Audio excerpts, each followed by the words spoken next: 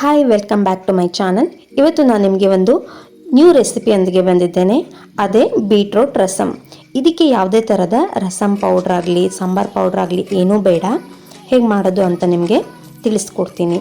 First beetroot ಸಿಪ್ಪೆಯನ್ನು ತೆಕ್ಕೋಬೇಕು. ಯಾರೆಲ್ಲ first time ನನ್ನ ವಿಡಿಯೋನ ನೋಡ್ತಾ ಇದ್ದರೆ ಪ್ಲೀಸ್ ಸಬ್ಸ್ಕ್ರೈಬ್ ಮಾಡಿಕೊಂಡು ನೋಡಿ ಬೀಟ್ರೂಟ್ ಸಿಪ್ಪೆಯನ್ನು ತೆಕ್ಕೊಂಡು ಅದನ್ನು ಕ್ಲೀನಾಗಿ ಕಟ್ ಮಾಡ್ಕೋಬೇಕು. ಸ್ವಲ್ಪ ದೊಡ್ಡದಾಗಿ ಕಟ್ ಮಾಡಿಕೊಂಡ್ರೂ ಪರವಾಗಿಲ್ಲ. ಕಟ್ ಮಾಡಿಕೊಂಡು ಒಂದು ಸೈಡು ಇಟ್ಕೋತಾ ಇದ್ದೀನಿ. ಆಮೇಲೆ ಒಂದು ಬಾಣಲೆಗೆ ಸ್ವಲ್ಪ ಜೀರಿಗೆಯನ್ನು ಹಾಕ್ಕೊಂಡು ಹುರ್ಕೋತಾ ಇದ್ದೀನಿ.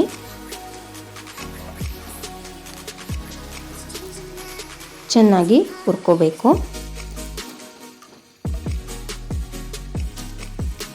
ಇದಕ್ಕೆ ನಾನು ಕಾಳುಮೆಣಸಿನಕಾಯಿ ಮತ್ತು ಬೆಳ್ಳುಳ್ಳಿಯನ್ನು ಹಾಕ್ತಾ ಇದ್ದೀನಿ.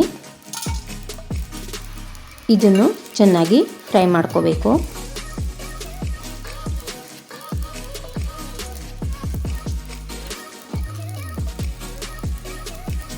ಇದು ತುಂಬ ಟೇಸ್ಟಿಯಾಗಿರುತ್ತೆ ಮತ್ತು ಹೆಲ್ದಿಯಾಗಿದೆ. ಯಾವಾಗೂ ಟೊಮೊಟೊ ರಸಮ್ ತಿಂದು ಬೇಜಾರು ಬಂದರೆ ಇದನ್ನು ಮಾಡಿ.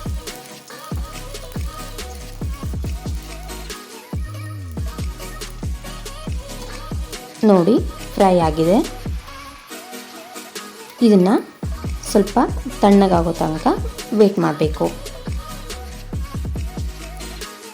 ಈಗ ಒಂದು ಮಿಕ್ಸರ್ ಜಾರಿಗೆ ಹಾಕ್ಕೊಂಡು ಇದಕ್ಕೆ ನಾನು ಒಂದು ಸ್ವಲ್ಪ ಕೊಬ್ಬರಿಯನ್ನು ಹಾಕ್ಕೋತಾ ಇದ್ದೀನಿ.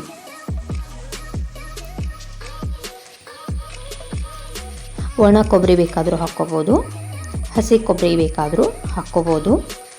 ಸ್ವಲ್ಪನೇ ಹಾಕ್ಕೋತಾ ಇದ್ದೀನಿ. ಇದನ್ನೆಲ್ಲ ಹಾಕ್ಕೊಂಡು ಮಿಕ್ಸಿಯನ್ನು ಮಾಡ್ಕೋಬೇಕು. ಇದು ತರಿಯಾಗಿ ಮಿಕ್ಸಿ ಮಾಡ್ಕೋಬೇಕು. ನಾನು ಇದಕ್ಕೆ ನೀರು ಹಾಕದೇನೆ ಮಿಕ್ಸಿ ಮಾಡ್ಕೊಂಡಿದ್ದೀನಿ. ನೋಡಿ, ಈ ಥರ ಮಿಕ್ಸಿ ಮಾಡ್ಕೋಬೇಕು.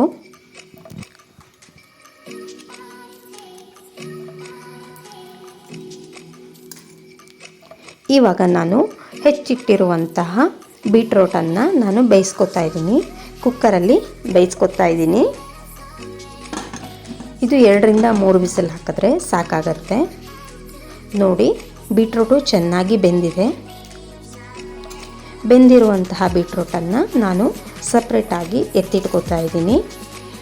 ಈ ನೀರನ್ನು ನಾನು ವೇಸ್ಟ್ ಮಾಡಲ್ಲ, ಒಂದು ಸೈಡ್ ಇಟ್ಕೋತೀನಿ. ಆಮೇಲೆ ಇದನ್ನು ನಾನು ಯೂಸ್ ಮಾಡ್ತೀನಿ. ನೋಡಿ, ತೆಗೆದಿಟ್ಟಿರುವಂಥ ಬೀಟ್ರೋಟನ್ನು ತಣ್ಣಗಾಗಲಿ ಅಂತ ಇಡಬೇಕು.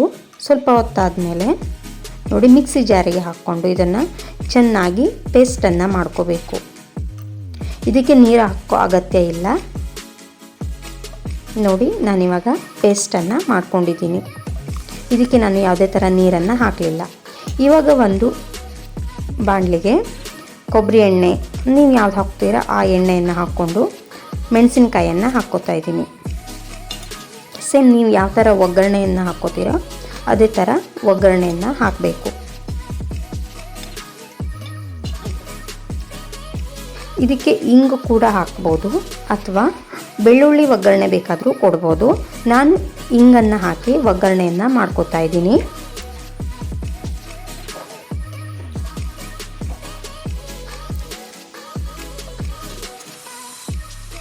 ಈಗ ಸ್ವಲ್ಪ ಜೀರಿಗೆಯನ್ನು ಕೂಡ ಹಾಕ್ಕೋತಾ ಇದ್ದೀನಿ. ಜೀರಿಗೆ ಹಾಕೋದ್ರಿಂದ ತುಂಬ ಚೆನ್ನಾಗಿ ಟೇಸ್ಟ್ ಬರುತ್ತೆ.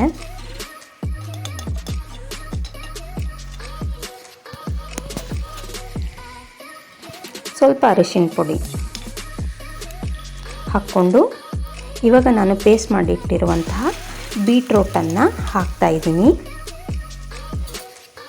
ನೋಡಲಿಕ್ಕಿಂತ ತುಂಬ ಚೆನ್ನಾಗಿದೆ, ತಿನ್ನೋಕ್ಕೂ ತುಂಬ ಚೆನ್ನಾಗಿ ಅನಿಸುತ್ತೆ.